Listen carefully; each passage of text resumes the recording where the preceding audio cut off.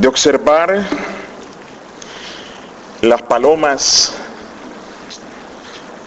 que habitaban, no sé si todavía hay palomas allí, en el estacionamiento del aeropuerto La Guardia y también en el Kennedy, pero no es en el estacionamiento donde se guardan los vehículos privados, sino en el estacionamiento donde se hacían los taxis a esperar carrera. Mientras era estudiante y manejaba taxi, tenía que esperar allí, veía las palomas allí, la policía siempre alerta porque le han prohibido a los taxistas no tirar comida a estas aves, palomas y gaviotas, que permanecen ahí aún en el invierno. Y a veces la policía se escondía y si veían a algún taxista tirándoles comida, venían hacia él y lo multaban.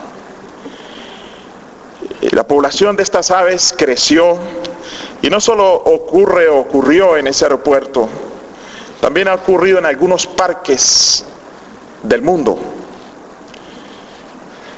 Vamos a suponer que aquí en este parque de Clifton hubiesen palomas y la gente empezara a darles de comer. Los animalitos se acostumbran a estar comiendo allí. Hay países donde los fotógrafos utilizan estas aves para retratar a la gente y les tiran maíz, les tiran comida. Se ha descubierto que el estiércol de estas aves no solo pueden crear en algún lugar donde estén concentradas alguna especie de problemas ecológicos, sino también hay ciertas afecciones a los pulmones y a las vías respiratorias que producen estos animales. Pero uno de los problemas más grandes que han causado es que cuando ya no se les da más comida, estos animales al crecer en ese ambiente pierden la capacidad de buscar el alimento. Y si en estos lugares se les suprime la comida, pronto empiezan a aparecer ellas muertas, porque han perdido su capacidad de buscar los alimentos. Ocurre lo mismo con las aves que han nacido en cautiverio. Tome una ave en cautiverio, ya sea una catatúa o cualquier animal o un lorito, si lo suelta, el animalito va a morir de hambre. Es muy bonito decir, vamos a liberar ese pajarito que está, esa ave que está en la jaula, pero cuando sale va a perecer porque no creció con la capacidad de buscar su alimento. Así que las aves en cautiverio aprenden poco en cuanto a la independencia. Y de la misma manera puede suceder, ha sucedido en la historia en lugares donde ha habido esclavitud, donde ha habido personas que han estado prisioneras. Y la Biblia nos narra de unos jóvenes que fueron llevados a cautividad, aunque no nacieron en cautividad. Es muy conocida la historia en Daniel capítulo 1. Jóvenes príncipes de Judá y todo el pueblo es llevado, pero el rey pide allí que le traigan los príncipes, los más destacados, los prisioneros más conocedores de la ciencia y aquellos que podían ser útiles a esa nación babilónica. Así que fueron traídos a la tierra de Sinar. Y luego estos jóvenes son llamados ante el rey. Son cautivos, humanos prisioneros, pero que no nacieron en cautividad. Pero hay algo interesante en esta historia, que aunque esos jóvenes no nacieron en cautividad, pero estaban cautivos, estos jóvenes no renegaron ni maldijeron a su Dios ni a su suerte, sino que ellos vivieron con abnegación, porque en el corazón del cristiano hay abnegación cuando ha abierto la puerta de su corazón al Espíritu Santo. Hay abnegación. Abnegación es una palabra quizás obsoleta en el mundo de hoy. Yo no sé si la palabra abnegación tenga espacio en los labios de los psicólogos modernos. No sé si algún psicólogo moderno le enseña a la gente, se han negado. Por el contrario, siempre se le está pidiendo a la gente de que usted tiene derechos, usted puede hacer esto, usted puede alcanzar aquello, y a la persona se le inyecta la estima propia para que sea como un medicamento que le anima. Pero en términos cristianos, la estima a Cristo es lo más importante. Que la persona estime que Cristo es capaz. Que la persona estime que no puede, pero que Cristo puede en él. Así que estos jóvenes son llevados a un lugar extraño para ellos. No sabemos si alguna vez uno de ellos fue enviado ahí como diplomático por el reino de Judá o como embajador en algún momento, no lo sabemos. Pero pensamos que estos jóvenes, de acuerdo al contexto, es la primera vez que estaban en esta tierra extraña. Pero lo más interesante es cuando a estos jóvenes, cuando son llamados y casi vamos a decir obligados a adorar un ídolo por capricho del rey. De estos jóvenes se esperaba una fidelidad ciega al rey, puesto que el rey les había dado unos altos cargos. Usted se imagina una persona prisionera que llegue a un país, traigan un prisionero, como en este caso lo llevaron prisioneros, pero allí les dieron altos cargos. En sí estaban en tierra extraña, pero tenían altos cargos, suponemos un alto salario también. Pero ellos, en medio de toda esta comodidad, en medio de todo este salario o las riquezas que podían tener, de una cosa estaban seguros: que ellos no iban a comprometer su fidelidad a Dios por asuntos o cosas terrenales. Permanecerían firmes. Hoy es difícil encontrar en el mundo personas que ni se compran ni se venden, como dice la sierva del Señor en el libro de Educación Cristiana. Casi en todos los lugares del mundo, los gobernantes llegan a esas posiciones por obtener nombre y dinero, y están expuestos o dispuestos a hacer cualquier cosa, pero no perder su posición, no perder su influencia, y están dispuestos a comprometer a lo que sea. Pero yo le doy gracias a Dios porque en el mundo Dios permite que los seres que se consagran a Jesús sean íntegros. Y estos jóvenes, que no vamos a leer toda la historia, fueron llevados allí, se negaron a ofender a su Dios postrándose en una estatua. Quizás hoy en día no se nos presente una estatua a ninguno de nosotros en la vida, nunca se nos va a pedir que adoremos una estatua, pero es posible que existan estatuas modernas o ídolos modernos que se nos trate, o que nosotros por sí mismos empecemos a adorar ídolos modernos. Para mí es una historia que nunca puedo olvidar y que nunca puedo dejar de repetir y volver a leer. La fidelidad de estos jóvenes. Son llevados ante el rey por su fidelidad y el rey trata de persuadirlos. Se les acusa de irrespetar al rey. Fue lo que podríamos decir en el mundo hoy una movida política de estos enemigos de ellos. Ellos no dijeron: estos jóvenes no adoran a tu Dios, no, simplemente no dijeron eso. La acusación era que no respetaban al rey. Se le presentó al rey un desafío para que él tratara de obligarlos y el rey trató de hacerlo. Pero estos jóvenes permanecieron firmes. Dijeron al rey: no necesitas poner otra vez la música porque ya tenemos la respuesta. No vamos a adorar la estatua que has levantado. No es necesario que respondamos sobre este asunto. He aquí, nuestro Dios, a quien servimos, puede librarnos del horno de fuego ardiendo y de tu mano, oh rey. Dios nos puede librar. ¿Será que en nuestra mente puede estar ese mensaje ante cualquier dificultad? Dios me puede librar.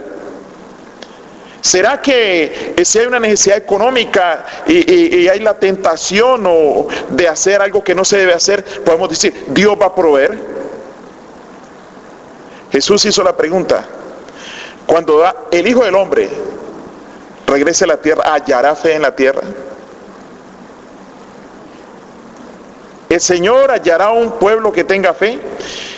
Y aún más, estos jóvenes van más lejos, dice, y si no, es decir, si no nos libra Dios, es decir, aunque tengamos que morir, sepas, oh rey, que no serviremos a tus dioses, ni tampoco adoraremos la estatua que has levantado. No hay duda que estos jóvenes fueron educados cristianamente. No hay duda que la formación de estos jóvenes no fue de un día para otro. Y a veces yo me pregunto si en el mundo de hoy se pueden formar jóvenes así íntegros y consagrados a Dios, que estén dispuestos a dar la vida. Hay bastante ventaja en el mundo en que vivimos, porque en el mundo en que vivimos, la tecnología, la abundancia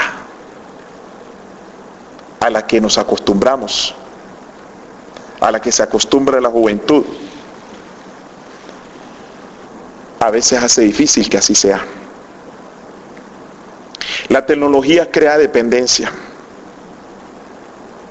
Yo sé que no sé si alguno de ustedes vive en algún lugar donde no había electricidad por allá, en esas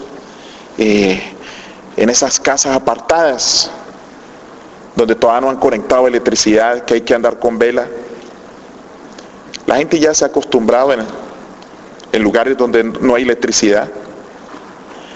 Pero nosotros sería difícil vivir sin electricidad. Es difícil. Hace algún tiempo hubo un daño en una cuestión reguladora en Colombia, y se fue la electricidad y la gente, era horrible para la gente. En Manhattan también pasó una vez. Pero hay gente que dice, yo no puedo vivir sin el internet y sin el celular. Se me quedó el celular, estoy desconectado, puede pensar alguien. O yo oí un caballero diciendo, si no estoy con internet, si no estoy conectado, ya me siento mal. Y los seres humanos buscamos la comodidad. A las naciones desarrolladas, no solo aquí en Estados Unidos, a las naciones desarrolladas llegan migraciones de personas porque desean más comodidad. Hay personas que migran de algunos países sin necesidad, porque oyeron que en otros lugares hay más abundancia. Y yo he conocido hasta casos. Conocí un joven dominicano que estaba haciendo una gran carrera en Santo Domingo en ingeniería. No le faltaba nada, viven bien los padres y él también, pero dijo, me voy a presentar a ver si me dan la visa, y si me dan la visa me voy. Y vino a una ciudad y se le venció la visa. Un muchacho que tiene un futuro de ingeniero, un futuro asegurado, y ahora trabaja en un supermercado cargando mercados. Pues el trabajo no es deshonra, pero dañó su futuro. Otras personas de otras naciones, a Europa emigra mucha gente, hay gente con necesidad, pero esto es simplemente una referencia, es un ejemplo de que hay personas que desean más comodidad y más abundancia. Y se logra la comodidad y la abundancia, y lo que ocurre a veces con la persona cuando tiene mucha abundancia es que una de las cosas que le sucede es que le sube el colesterol, porque con el carro ahora ya no camina a ningún lado. Viene la competencia a veces crea estrés. Muchas veces se crean metas irreales. Las metas irreales causan problemas y a veces viene la frustración. En el mundo en que vivimos, la frustración abunda. Hay gente que se frustra, coge las cosas a pecho. He visto personas llorar porque un equipo preferido perdió, y hay gente que hasta llora por un equipo. He visto hasta cristianos tristes, deprimidos porque su equipo perdió. Aún hasta en las cosas que tienen que ver con la vida pública, cuando alguien quiere que gane un político, un candidato, y quiere que gane ese, y ese no gana, se siente mal y se siente deprimido. O sea que vivimos en una sociedad donde, además de ser rápida, se crean falsas expectativas y preocupaciones, a veces hasta innecesarias. Y estaba leyendo que 1 de cada 176 niños tiene, 1 de cada 176 niños de 6 años, los niños pequeños, que están en lugares donde hay cable, donde hay cable, televisión en cable, dicen que allí la tasa de autismo es más alta. Muchas veces todo se saca por estadística, a veces porque hay alguna razón, no sabemos por qué, pero allí el autismo es más alto. Los niños desde muy pequeños expuestos a la televisión. Este estudio se hizo entre niños de 3 a 5 años. Pero no solo a un niño quizá lo puede afectar estar expuesto a estas cosas para su formación, el aspecto psicológico, como podamos llamar, o en lo que caiga el autismo, pero también en su formación espiritual y en su comunión primero. Si los niños, la juventud y los adultos se alimentan o nos alimentamos más de las cuestiones materiales, no va a ser fácil poner a Dios en primer lugar. Necesitamos poner a Dios en primer lugar. Necesitamos vivir más con el Señor. Así que estos jóvenes hebreos no tuvieron ningún temor. Fueron lanzados a ese horno, pero Jesús los hizo a prueba de fuego, porque no se quemaron. Dice que ni siquiera el cabello olía.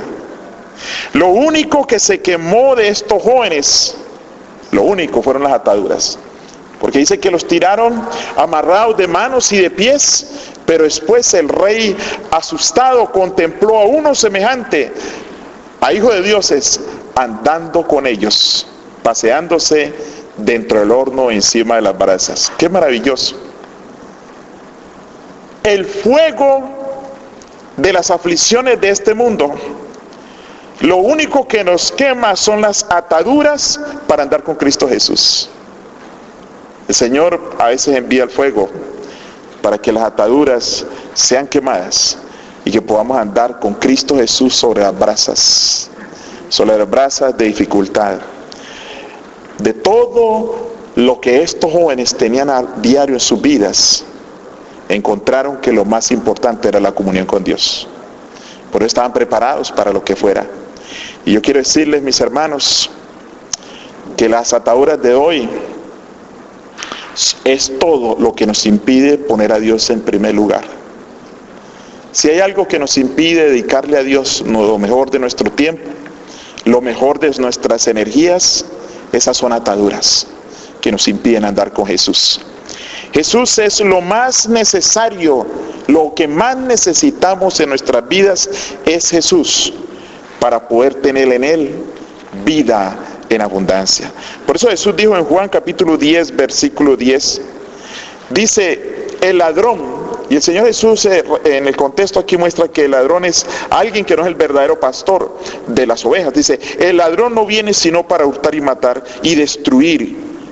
Es decir, que nosotros podríamos decir que aquellas cosas con las cuales nosotros reemplazamos al Señor, solo nos pueden destruir nuestra vida eterna. Entonces Jesús dice, yo he venido para que tengan vida y para que la tengan en abundancia. Y yo me he puesto a pensar, a preguntar, ¿qué es tener vida en abundancia? Quizás alguien pueda relacionar la vida en abundancia con el dinero. ¿Será que la vida en abundancia es el dinero? No. Porque mucha gente no conoce al Señor y tiene abundancia de dinero.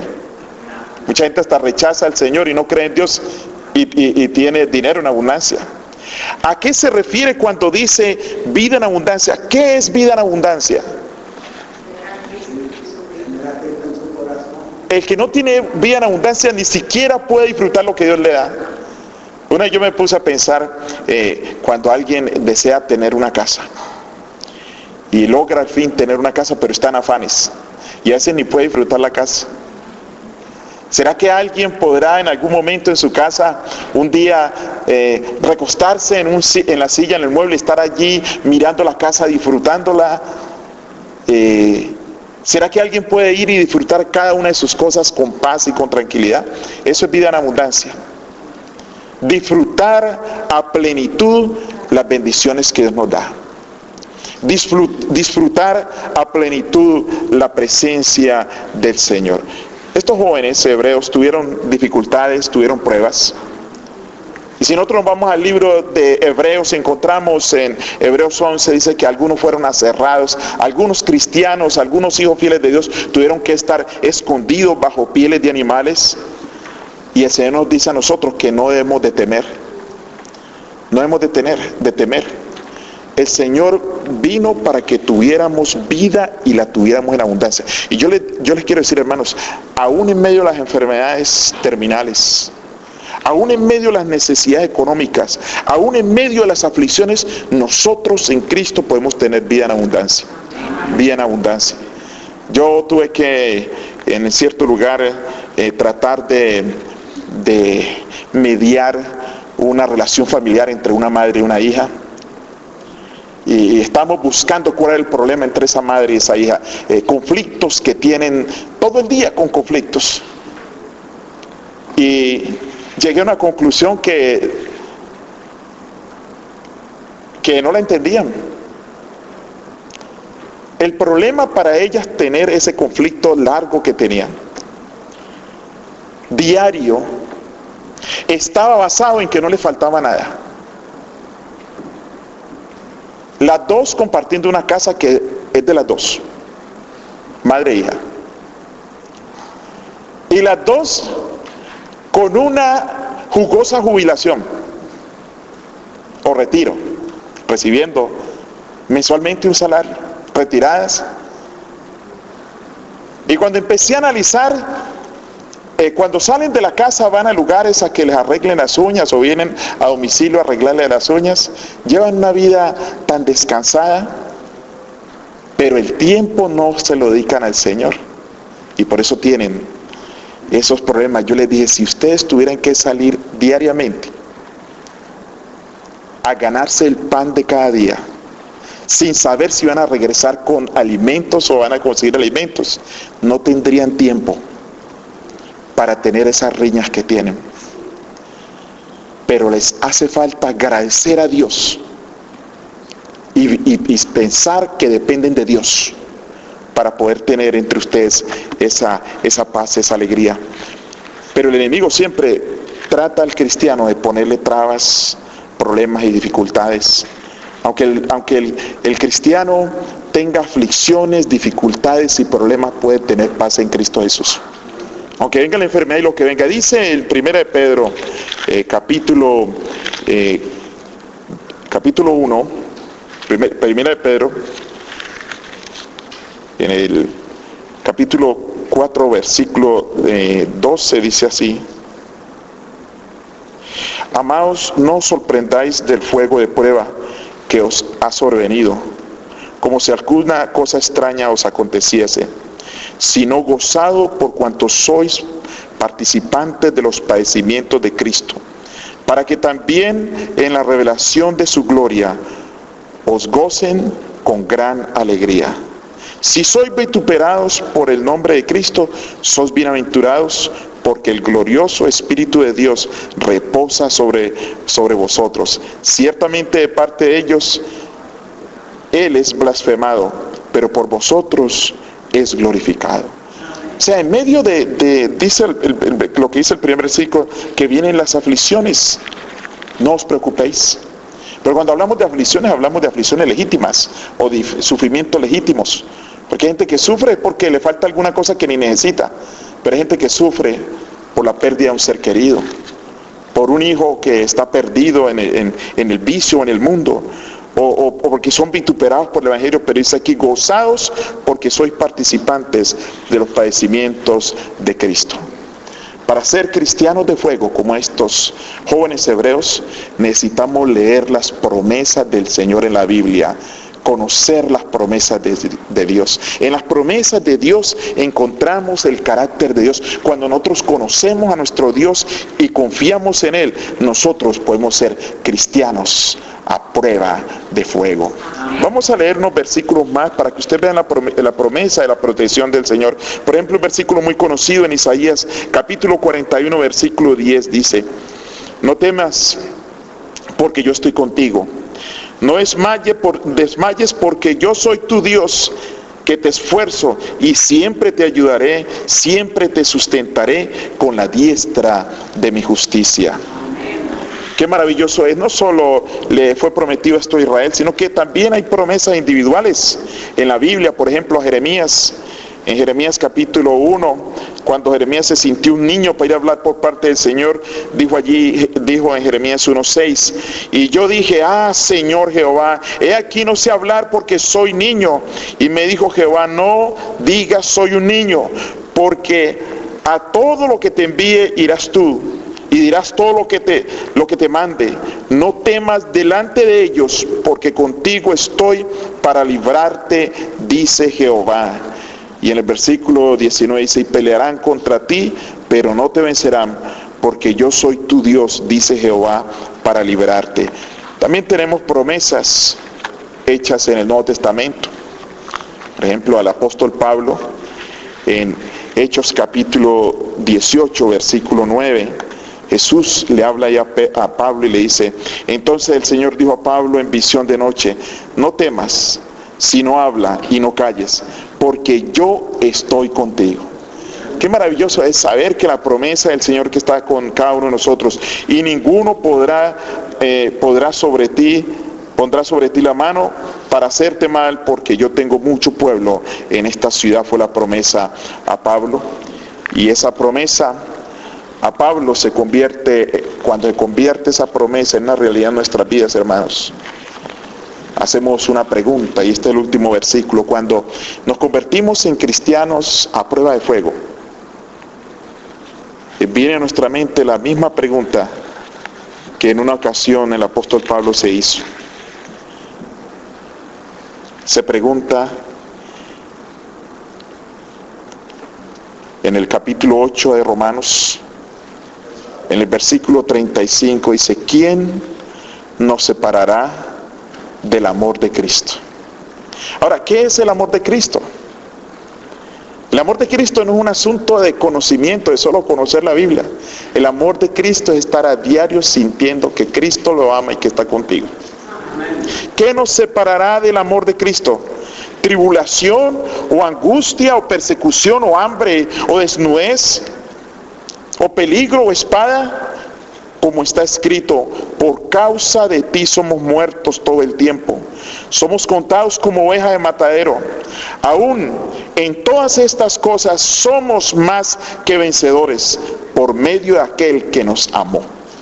Nosotros no podremos ser vencedores sino por medio de Cristo, no por nosotros mismos, sino por medio de aquel que nos amó.